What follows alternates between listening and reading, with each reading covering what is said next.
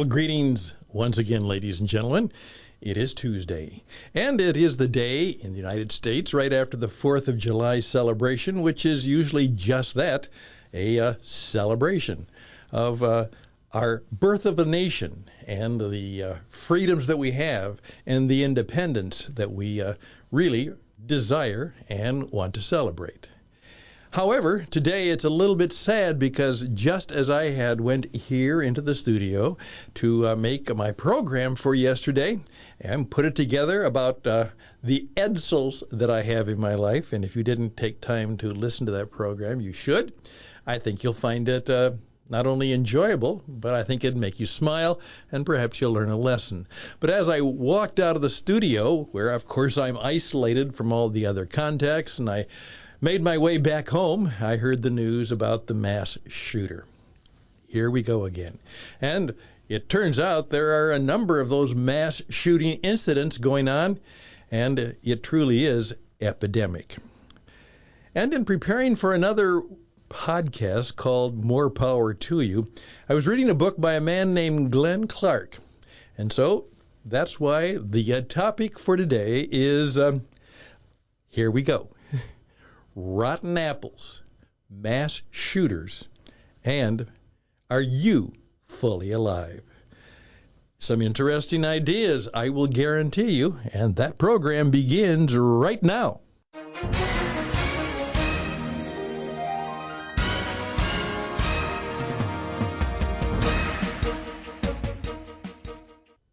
I'm sure that very few people, probably none of you listening to this, have ever heard of the man named Glenn Clark. Simple name, Glenn, with two N's, and Clark. And he was a philosopher and a youth worker and an athletic coach at a small college at that time in St. Paul, Minnesota, which is still around, but it's not very small anymore. It's called McAllister College. And he wrote a number of books in the 1920s, like The Soul's Sincere Desire. And he also wrote books on how to pray. And since we're going to do a podcast about that, I happened to pick it up to look at it again. And right off the bat, I had the first story, and I share it with you. He said he was meandering and wondering why that old expression, there you have a bunch of nice, fresh apples. But if there's one rotten apple, it will spoil the rest. And that's a cliche, it's a proverb, and it's, I guess, probably true. But then in his meanderings, he said, well, why doesn't it work the other way around? What if you have a bunch of rotten apples, and you have a nice, healthy, live one, and you put it in there? Why doesn't it help the others recover? Now, you say, that doesn't make any sense. Well, I can get you, but why not? Why doesn't that happen? It is true that the one rotten apple can infect the rest, but why can't the one healthy apple infect the rest? And then he came up with an answer, and let me tell you what it is. He said very simply, and he said, the grocer down the street will not like this, because I'll pick up one of his bright and shiny new apples, and it's very healthy, and I'll say, is this a perfect apple? And he'll say, yes, it is, sir. And he says, no, it's not. It's been badly wounded. It's badly taken advantage of. It's been badly hurt. He says, what do you mean? And he says, I show him the stem, and the stem has been broken. You see, the apple now has no power to do anything because it has been cut off from the source of life. As soon as you pluck the apple from the vine, from the tree, it's now dying. It has no way to grow anymore, to have any life-giving. And then he went on to say, and I simply show this to you as a way of getting where we want to go this week, is it was cut off from the source of life. Now, what does that mean? Well, it means all of us who are alive, we have to have things that keep us alive. And if we want to be fully alive, really alive, we're going to have to work at having all kinds of sources of life that we bring into us. Now, let me ask you this question, okay? Where are your sources of life, vitality, energy, enthusiasm? Where are your sources of life? Now, I oftentimes say one of the goals of my coaching program is to help you become more fully alive for right now and maybe forever. Are you connected in such a way that you can become more fully alive every day and possibly forever? Is that possible? Now, of course, the mass shooter has been caught. And, of course, most of you who are hearing this program now know the profile. And, again, it's a sorry picture of a young man, obviously very, very lost, confused, unhappy, lonely, and for some reason, he decides to get a high-powered rifle and start killing people randomly who probably have never done anything to him. It wasn't like some of the killings that we know of or some of the murders that we know of where somebody is very, very unhappy with another person and they commit what we call first-degree murder. They go out and seek to intentionally kill them.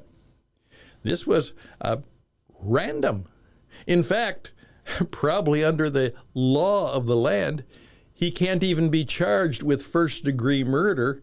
In many specific cases, he can be charged with first-degree murder in the sense that he did plan it. But why was this young man so lost?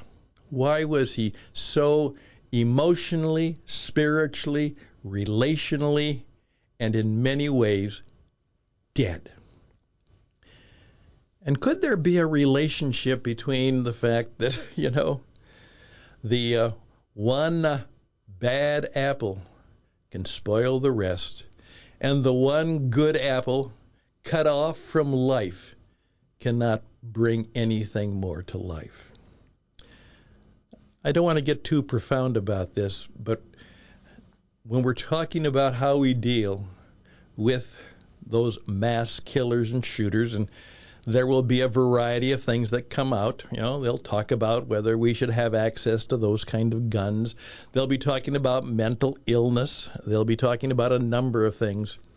But I wonder if we always miss the root cause that somewhere, somehow, this person got cut off from the sources of life that he needed and that we all need.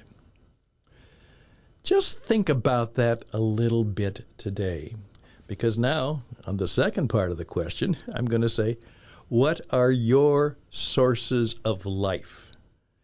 Here we go, on Tuesday, July 5th, in the midst of chaos and confusion and lostness, what are you doing to help you be more fully alive? I'm Stan Hustad, some challenging and I think interesting ideas, and we'll be back with some more.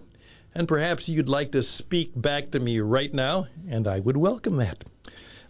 You can email me at stanhustad@gmail.com, stanhustad@gmail.com, and if you have some questions, we'll be more than happy to see if we can answer them. More than likely, we'll just be able to discuss them, and you will have to find the answers for yourselves. I'm Stan Hustad. We'll be back.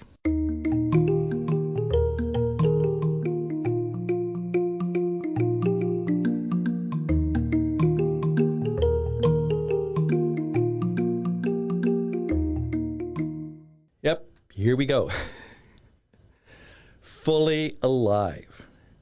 Now, that sounds like it might be a good thing, and it truly is. However, it might not always feel good.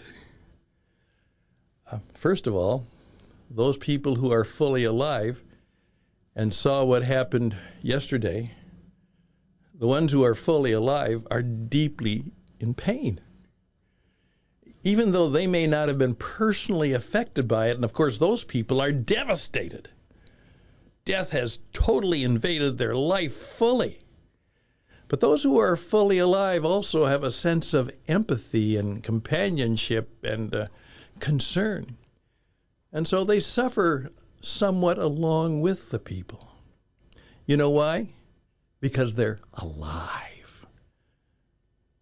And those people who will seek to help and be compassionate, and those who will eventually find even great victories in the midst of darkness, and those who will achieve great and good things.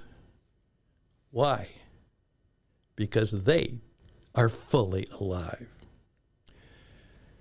A number of you may remember the film some years ago about the execution of a murderer in a prison, and it was called simply Dead Man Walking.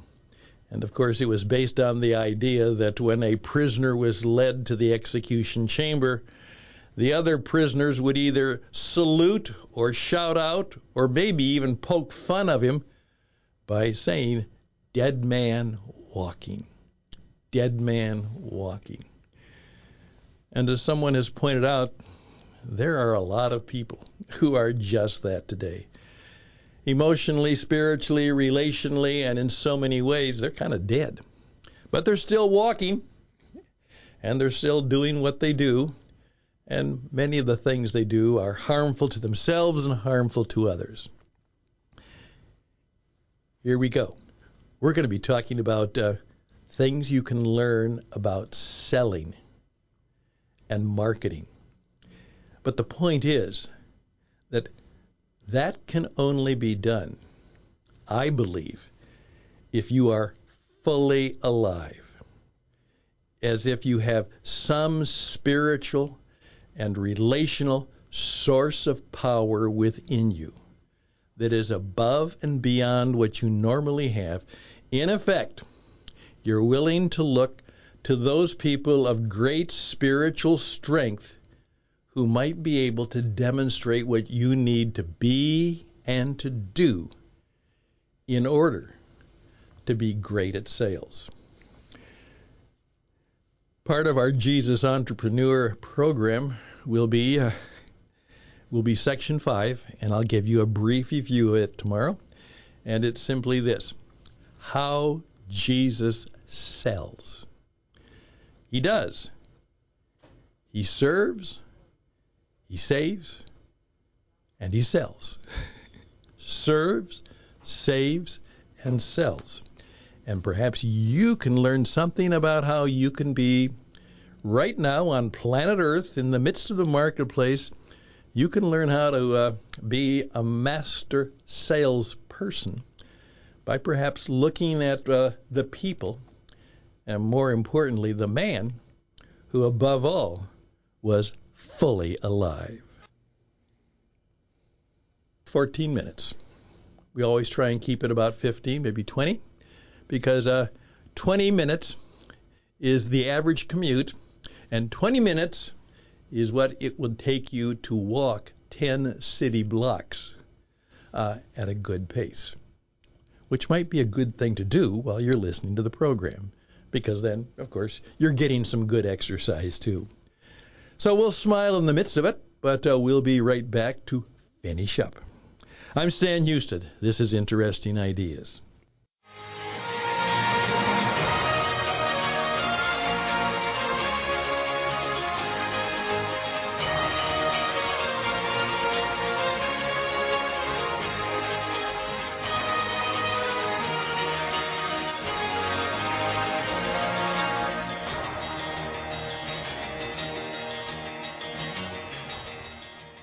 Okay, one of the ways you learn how to sell is you try and serve people first before you try and sell them. And I hope this has been a little bit of a service to you.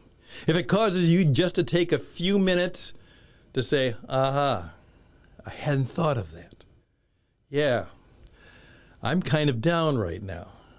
I'm not fully alive. I need to do something. I need to change something. I need to find some power and spirit that perhaps I've lost or have never really had in my life. Then I've served you well.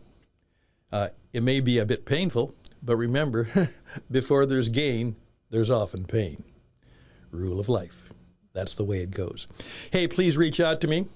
As a business performance coach, I can probably help you in your business become more fully alive and much more profitable. And we can also help you do exactly what you're going to have to do right now.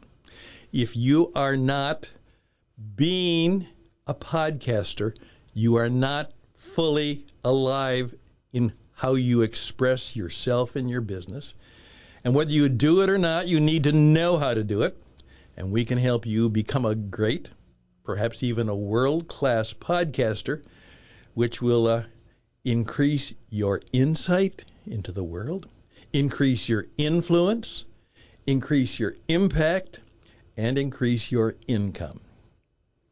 We can even guarantee that for fully no charge.